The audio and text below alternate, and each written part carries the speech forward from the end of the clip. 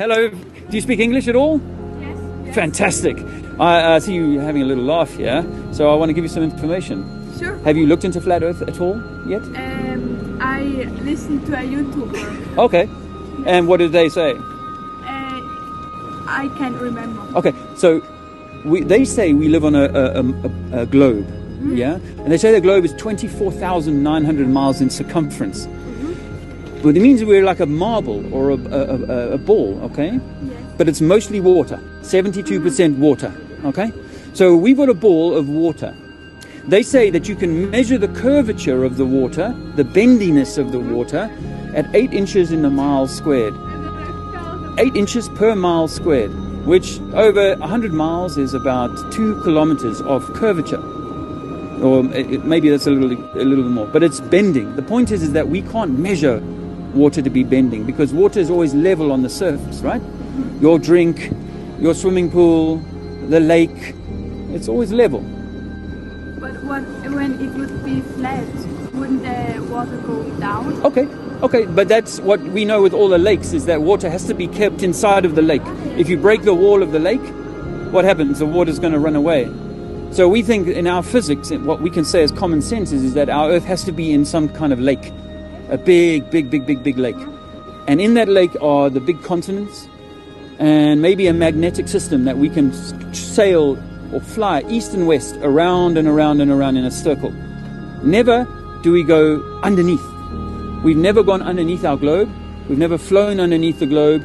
When they say they go to the South Pole, they're not necessarily going to the center of a ball, but they're going to a central point, which isn't necessarily on a ball. It could be, if you think of a watch or a clock, it could be on the outside of the clock, and the inside is the North Pole, where the spindle is, where the beginning of the clock, where the arms come from, right?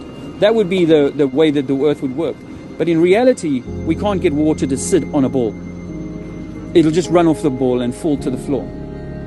The same is true with any object. Any heavy object that we lift up is going to fall back to the floor. We lift it up, we give it energy, we release it, and it falls back to the floor. Yeah? Yeah, it's basic science that says that how do you get a rock to float, like a moon, to float in the sky or in the space? And they give us these ideas of gravity, relativity, all these theories. But they're only theories, they're only ideas. They say, if that's a rock, then how is it going to stay in the sky? Well, what if it's just a light or some sort of energy system and it doesn't need to float because it's simply an energy point, it's a point of light.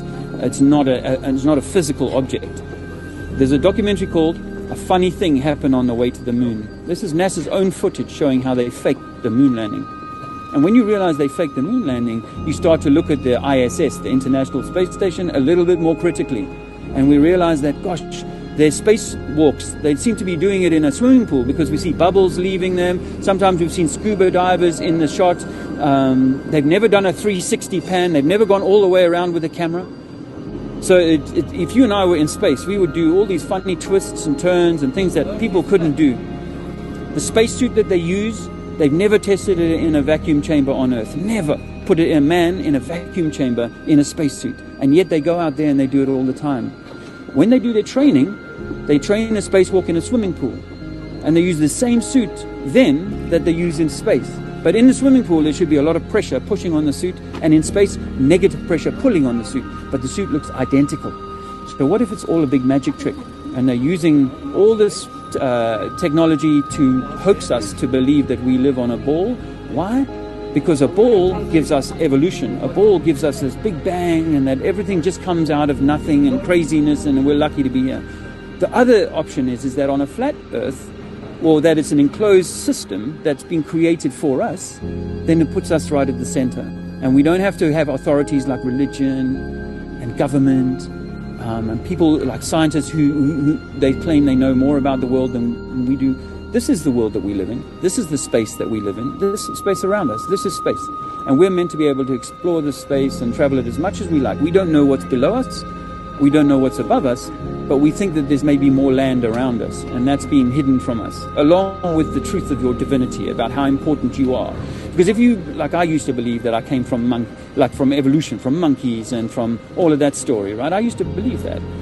But it makes you think that you're insignificant. It makes you think you're unimportant. And this is very much this is why I go around and take my time to do this, is because when you realize that not only is it like the earth is flat, but actually it means that they've lied to us about everything about who we are and what we're meant to be achieving while we're here in this life. Not chasing after the big bucks, not chasing after, you know, all the glamour and all that, but chasing after the seeking out the soul growth, the vibration, the higher vibration. I sum it up like this. I say to people, what if the story of that guy called Jesus Christ is the story of you? And you are the daughter of God. You are, like he was the son of God.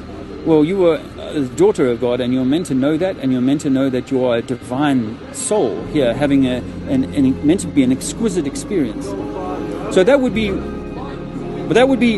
my summary to you, to say that not only is it possible that our entire sciences have been mistaught to us, but the truth about who you are hides behind this lie.